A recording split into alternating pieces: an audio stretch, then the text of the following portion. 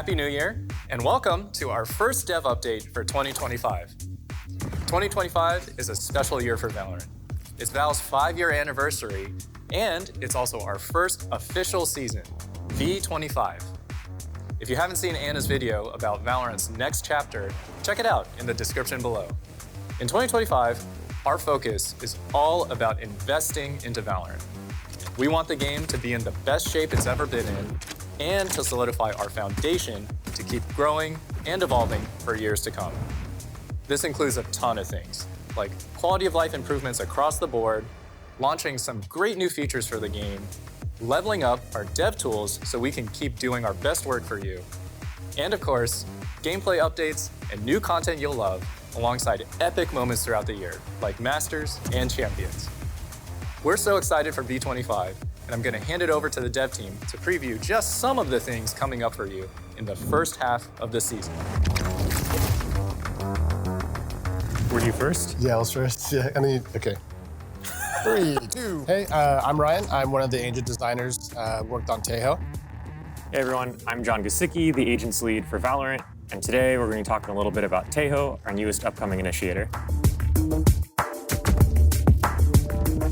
Tahu is our newest Colombian man of action. He is our take on a more strategic, top-down focused initiator, here to apply a ton of pressure to different locations on the map.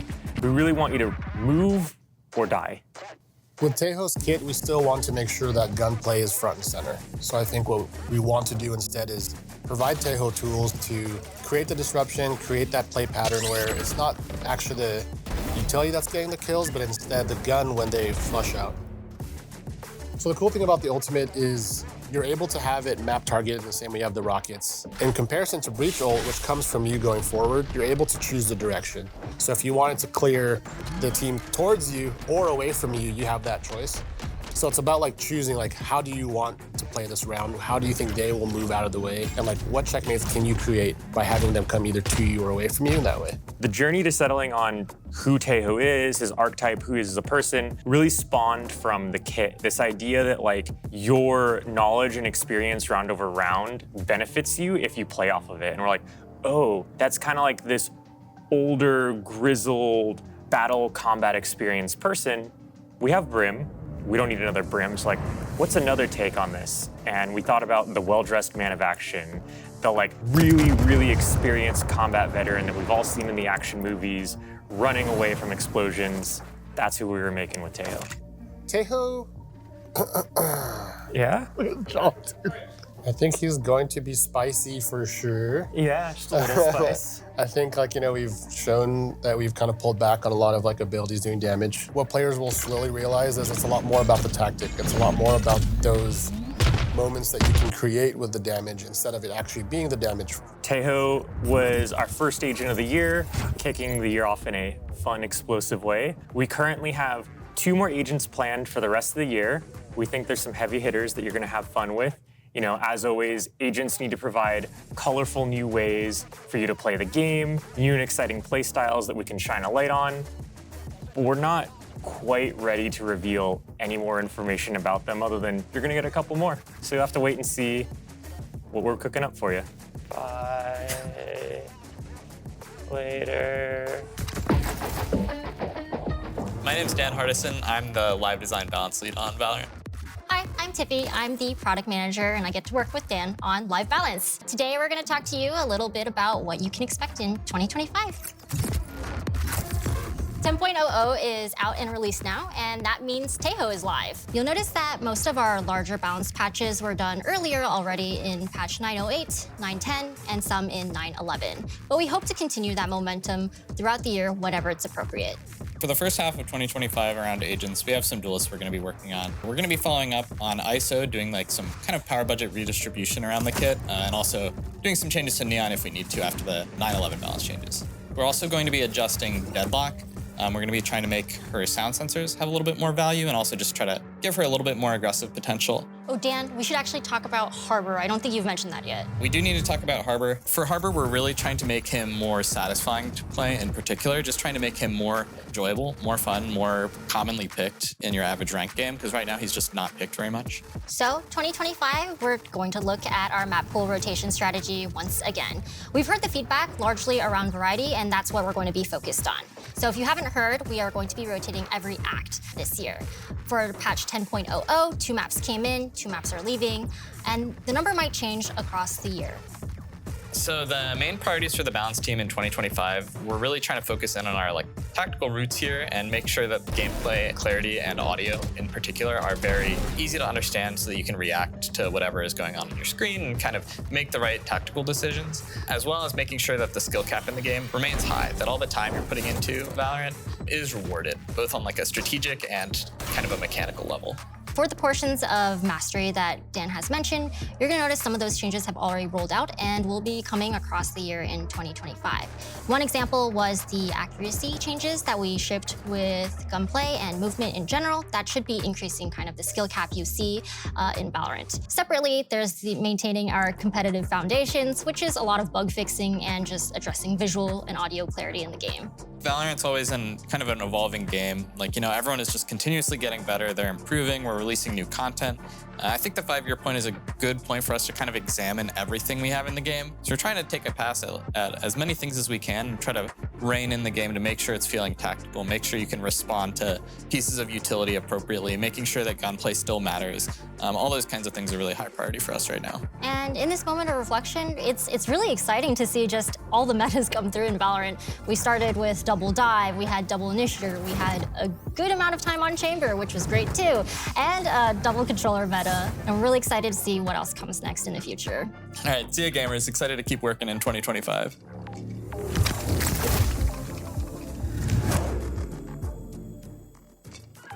Hi, I'm Preeti. I'm product manager on the premium content team. Hi, I'm Sean Marino. I'm the art director on the premium content team. And we're here today to talk to you about skins and other cosmetics. We have something really exciting to talk about. We have a new content type coming to Valorant. It's called Flex. Flex is a really interesting content type that we're really excited to bring to you. We've been thinking about this since probably 2019, 2020. We always knew that there was going to be more opportunities to express yourself with things like gun buddies, sprays, or player cards. And so with Flex, think of it as just a new equipable, something that you can hold in your hand in any moment in game. And it's something that should feel as expressive as something like a melee weapon. You just don't have to worry about the gameplay constraints. You're not going to be killing people with this. You're not going to be running around or trying to jump peek with it. It's really just a new expression piece of content. We've got a whole bunch of ideas for different types of Flex, so stay tuned. There'll be more to come throughout this year. We're super excited to add a bunch of new guns to some niche skin lines. Skins that maybe don't have a ton of fans, but the fans they have are incredibly passionate. I'm talking, please stop messaging me asking for a 2.0 kind of passionate. So more Wasteland. No. What about Minimum? Maybe. But I already promised them the Smite Outlaw. Nobody is talking about the Smite Outlaw except for you. Look, we know there are some skins that deserve more love and more guns, and we got you. We always like to kick off the year with a brand new skin line that we hope that you all really, really love. And in this case, it's a brand new sci-fi skin, EXO. With EXO, the goal was to make you feel like a cyber ninja. And what better to do that than having you run around with a digital katana? I definitely want to feel like a cyber ninja. And there's so many other things to love about the skin line, all the way from the really satisfying audio, brand new animations on the katana, and a really, really cool cyber finisher. This is Valorant's 5th year, so we'll have some fun plans to celebrate and commemorate the anniversary through cosmetics. Whether you're a new player, an OG beta player, or have known us since our Project 8 days, we'll have something for you. No spoilers yet, just know it's a party and you're all invited. Thanks everybody for joining us. We're excited to bring you into 2025. Hey, I'm Steven from the competitive team. And I want to talk to you today about V25 season changes. For V25 season start, we've got some new stuff that we're excited to talk about. Last year, we talked about opportunities for upside while you're on your competitive journey, and we have something to share. We're going to be adding in rank armor, which is going to give you an additional buffer of games before you fall between those major ranks. So that's from gold 1 to silver 3. For more specific details, look to the patch notes. Ranks will be resetting at the beginning of the season and again at an upcoming mid-season moment. We still see a lot of value in resetting ranks, especially as we have more players joining the ecosystem, especially now with as many players coming back to play as well. The reality is gameplay has evolved a lot since the game launched, and rank names have stayed the same, but players have gotten better. Gold today is not what gold was previously, and so we need these resets to help make sure that we keep everything calibrated across the entire player ecosystem. And we also have RR rollbacks coming. So we talked about this before. When a player gets banned for cheating, we're now going to go back for a period of time and restore losses to your RR from the matches that that player was in. And for details on that one, that's going to come later during Act 1. We think this is a really great way to kick off the year, and we've been listening to feedback, and we really want 2025 to bring our competitive experience up to speed with where the current community is at. So we're going to keep listening, look for continued updates and comms throughout the year in this space. We've learned a lot through the manual processes that we stood up last year. We sent out warning notices to over 500,000 players that were all repeat disruptors in our game. And any players who continue to be disruptive, they received harsher penalties than typical. And two things here. The bans and warnings were really effective at reducing repeat disruption. The warnings alone dropped our expected repeat disruption rate by 25%. Second, we still have more to do. We're continuing to learn, we'll iterate on this manual approach. You may see another one soon. And really because of the efficacy of these warnings, we want to look into more ways to improve feedback and visibility around behavior comprehensively in the game, and there's more to come there. Last time we chatted, we talked about voice evaluation going global, and we've launched our services across the globe. We only have Korea left. There's a few steps to this process though. Step 1 is about standing up the technology. Step 2, which is where we're at now, that's about evaluating global English to see what performance looks like. And then step 3 is going to be adding additional language support. We've got Spanish currently furthest along and more in development. We've got one more thing. We're making some changes to remakes.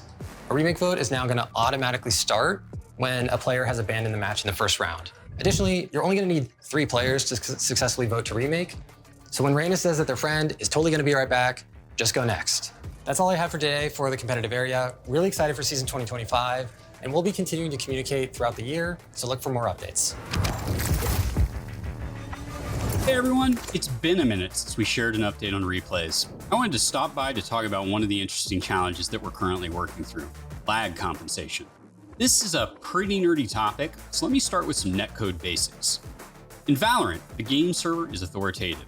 This means that the game server receives inputs from connected player clients, updates its record of the game, then sends the resulting game state back to players.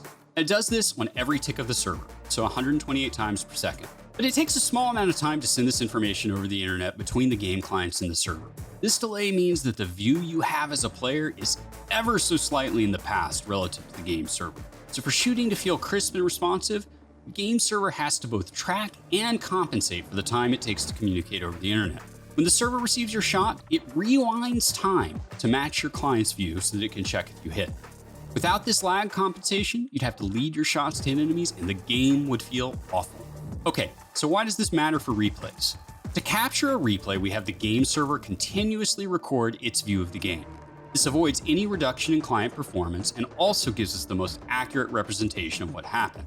But lag compensation can make the server's view look a little different from what you saw during play, meaning a replay could potentially show inaccuracies during playback. For example, here's a shot with a ping of 15 milliseconds. And here's that same shot in a replay. They're basically the same. The strafebot's position is 15 milliseconds further into its movement, but it's barely noticeable. But it becomes much more apparent if we crank up player pings. In this clip, my ping is 120 milliseconds. I still hit the shot, but you'll notice the hit confirm sparks are delayed and the bot moves further before its body falls. If we look at the same 120 millisecond shot in the replay, it looks like I'm aiming behind the bot and that I actually missed. The replay is accurately showing where I was aiming when I fired on my client, as well as where the bot was in the game server at the time my shot was processed. But the time from my click to the shot being processed was long enough that when combined, it looks like I missed. Here's what it looks like with some video editing magic to put the client view on top of the replay view. And also, let's slow it down a bit more. The ghost represents what I saw on my client when taking the shot, while the solid version is what the server and the replay saw. Clearly, I hit my shot on the client. The replay shows a miss. We're actively discussing how we want replays to visualize shots like this in matches where pings are high. It's a tricky problem. All solutions have downsides, and there's not an obviously correct choice. We're still evaluating what's best to show. That's all from me for today. I hope you find these behind-the-scenes details interesting, and expect another update on replays from me later this year. Hey everyone, Leo here on behalf of the VCT team. 2025 will be our best season yet. We're expanding each international league to 12 teams, with 5 new teams joining through Ascension. A big welcome to 2Game Esports, XLG Esports, Apex, Simpresa Gaming, and Boom Esports. We're also visiting 3 different regions and 3 brand new cities with our global events. Masters Bangkok will take us to Southeast Asia for the very first time. Masters Toronto will be our first event in the Americas since Champions 2023 and will also be the stage for the 5th anniversary of VALORANT. And finally, we're very happy to come to Paris for the first time to host the biggest event of the season. From my time watching Worlds and Friends, it's easy to see that the fans in that city are some of the most diehard ever, and I cannot wait to see their energy at Champions. We're very excited about esports digital goods this year. Our goal here are twofold: to give players a chance to rep their favorite teams in game, as well as support them financially. Last year, you showed up big time and exceeded all of our expectations. On top of the team capsules and the Champions Collection, both returning this year, we're introducing a brand new season capsule with a new melee, kind of like what we did with Lock-In in 2023.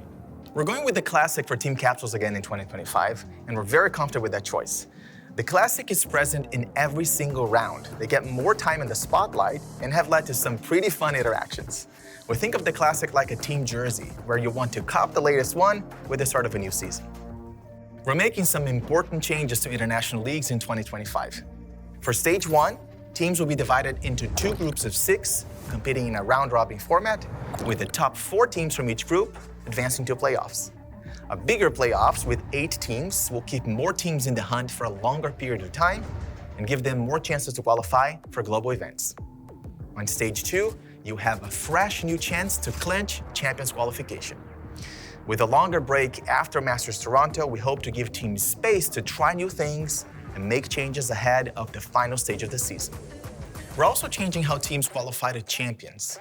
One of the pieces of feedback we got in 2024 was that teams weren't rewarded enough for doing well in Masters. So we reworked championship points, which will now have a deeper point distribution, not only to the winner. Like last year, each IL will qualify 4 teams to Champions, but in 2025, 2 teams will qualify through championship points, and 2 teams will qualify from Stage 2 playoffs. That way, we'll keep the stakes high throughout the entire season, giving teams new chances to qualify and come back at every point, while also rewarding teams for a strong season-long performance and all the work they put in earlier in the year. So that's it. Lots to look forward to in 2025. Okay, that's it for us today. Thank you so much for being here, and keep sharing all your thoughts about Val. We'll be back with more updates as the season progresses. Honestly, it's just crazy to think that we're 5 years in, so thank you all for the folks that have been with us for the entire 5 years, and welcome to all the people who are just starting today as well. We hope you can tell how much we love this game and that we love it just as much as you do, and that we're here working hard for you. So thanks again, and we'll see you next time.